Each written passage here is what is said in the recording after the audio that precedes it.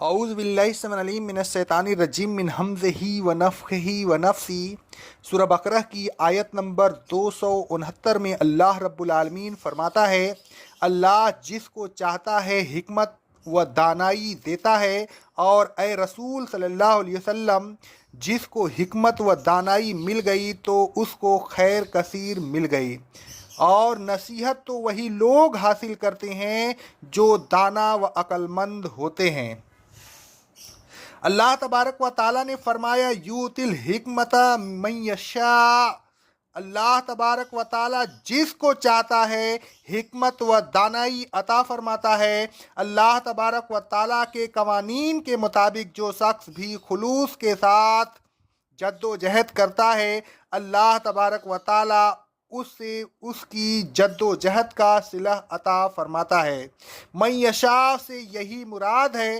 اللہ تبارک و تعالیٰ فرماتا ہے سورہ العنکبوت کی آیت نمبر 69 میں، جو لوگ ہمارے راستہ میں جد و جہد کرتے ہیں ہم ضرور ان کو اپنے راستے بتا دیتے ہیں، اور خبردار ہو جاؤ کہ اللہ نیکی کرنے والوں کے ساتھ ہے۔ الغرض اللہ تبارک و تعالیٰ کے راستہ میں جد و جہد ہو، جد و جہد میں خلوص ہو اور نیکیوں کی طرف رغبت ہو تو اللہ تبارک و تعالیٰ بھی ساتھ دیتا ہے۔ کوشش کرنے والے کی کوشش کو رائیگاں نہیں کرتا، بلکہ صراط مستقیم کی طرف اس کی رہنمائی کر دیتا ہے۔ حکمت کے معنی دانائی، عقل، سمجھ بوجھ کے ہیں۔ جس شخص میں اتنی سمجھ بوجھ اور عقل و دانائی ہو کہ اپنے خیر و نفع و نقصان کو پہچان سکے اور پھر نقصانات سے بچ کر نفع حاصل کرنے کی کوشش کرے، تو ایسا شخص انسان اللہ آخرت میں ضرور کامیاب ہوگا۔ اسی لیے اللہ تبارک و تعالیٰ نے فرمایا ہے وَمَن یُؤْتَ الْحِکْمَةَ فَقَدْ أُوتِیَ خَیْرًا کثیرا، اور جس شخص کو دانائی مل گئی تو اسے خیر کثیر مل گئی۔ اور یہ چیز بالکل ظاہر ہے کہ دین کو سمجھ بوجھ اور اپنے آخری نفع و نقصان کی تمیز کی صلاحیت جس شخص کو مل گئی تو پھر آخرت میں اس کی کامیابی یقینی ہے، اور اس کامیابی کے بعد پھر جنت کی تمام نعمتیں اس کے حصہ میں آ جائیں گی۔ گویا دانائی کی بدولت ہی وہ شخص خیر کثیر کا مستحق ہوگا۔ رسول اللہ صلی اللہ علیہ وسلم فرماتے ہیں، صحیح بخاری کی حدیث ہے، دو شخصوں کے علاوہ کسی اور پر رزق نہیں کرنا چاہیے۔ ایک تو وہ شخص جسے اللہ نے مال دیا ہو اور پھر اسے حق کے کاموں میں خرچ کرنے کی توفیق دی ہو، اور ایک اور شخص جس کو اللہ تبارک و تعالیٰ نے حکمت دی ہو اور وہ اس کے مطابق حکم دیتا ہو اور فیصلے کرتا ہو اور دوسروں کو اس کی تعلیم دیتا ہو۔ اس حدیث سے معلوم ہوا کہ دینی علوم کی سمجھ بوجھ کو جس کے ذریعہ احکام الہی جاری کیے جائیں اور علوم دینیہ کی تدریج کی جائے، حکمت کہتے ہیں۔ رسول اللہ صلی اللہ علیہ وسلم فرماتے ہیں، صحیح بخاری اور صحیح مسلم کی حدیث ہے، جس شخص کو اللہ خیر دینا چاہتا ہے اسے دین میں سمجھ بوجھ عطا فرماتا ہے۔ یہ حدیث گویا اس آیت کی تفسیر ہے۔ مذکورہ بالا دونوں احادیث سے یہ بھی معلوم ہوا کہ دینی علوم میں سمجھ بوجھ حکمت ہے، اور حکمت ایک خیر ہے۔ یہی حکمت ہے جس کے ذریعہ از نصیحت کارگر ہوتی ہے۔ اللہ تبارک و تعالیٰ فرماتا ہے سورہ النحل کی آیت نمبر 125 میں، اے رسول صلی اللہ علیہ وسلم اپنے رب کے راستہ کی طرف لوگوں کو حکمت کے ساتھ بلاؤ۔ پھر اللہ تبارک و تعالیٰ فرماتا ہے وَمَا يَذَّكَّرُ إِلَّا أُولُو الْأَلْبَابِ، نصیحت تو وہی لوگ حاصل کرتے ہیں جو اہل دانش ہیں، جو دانش مندی اور دینی سمجھ بوجھ کے ساتھ اپنی آخری فلاح व बहबूद का फ़िक्र करते हैं और उस फ़िक्र के तकाज़ों को भी पूरा करते हैं रहते हैं, यही लोग हैं जो नसीहत हासिल करते हैं। अल्लाह तबारक व ताला फरमाता है सूरह आले इमरान की आयत नंबर 7 में, नसीहत तो वही हासिल करते हैं जो अहले अकल हैं। अल्लाह तबारक व ताला फरमाता है सूरह रात की आयत नंबर 19 में और सूरह अल जुमर की आयत नंबर 9 में, नसीहत तो अक्लमंद ही हासिल करते हैं। अल्लाह तबारक व ताला फरमाता है सूरह स्वाद की आयत नंबर 39 में, ए रसूल सल्लल्लाहु अलैहि वसल्लम, यह किताब जो हमने आप पर नाजिल की है बड़ी बाबरकत है। उसको हमने इसलिए नाजिल किया है ताकि लोग उसकी आयत में गौर व फिक्र व तदबीर व तकरीर और अहले दानिश नसीहत हासिल करें।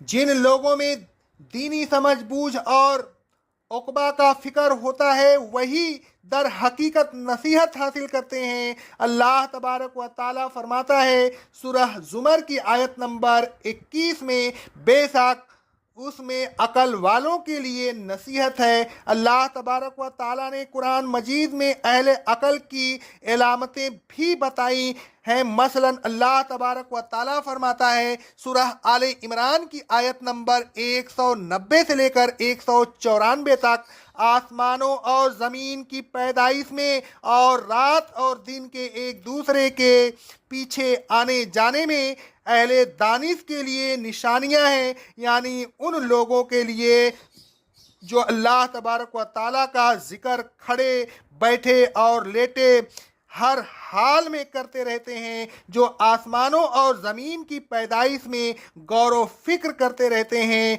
जो इस तरह कहते हैं कि ऐ हमारे रब, तूने यह तमाम चीज़ें बेकार नहीं बनाई तो लघु काम करने से पाक है, यह हमारी आजमाइश के लिए है, हमें आजमाइश में कामयाब कर और हमें अज़ाबे दोज़ख से बचा। ऐ हमारे रब, जिसको तूने दोज़ख में दाखिल कर दिया तो बस तूने उसे रुस्वा कर दिया और वहाँ जालिमों का कोई मददगार नहीं होगा। ऐ हमारे रब, हमने एक मनादी को ईमान की दावत देते हुए सुना, वह कह रहा था कि अपने रब पर ईमान लाओ।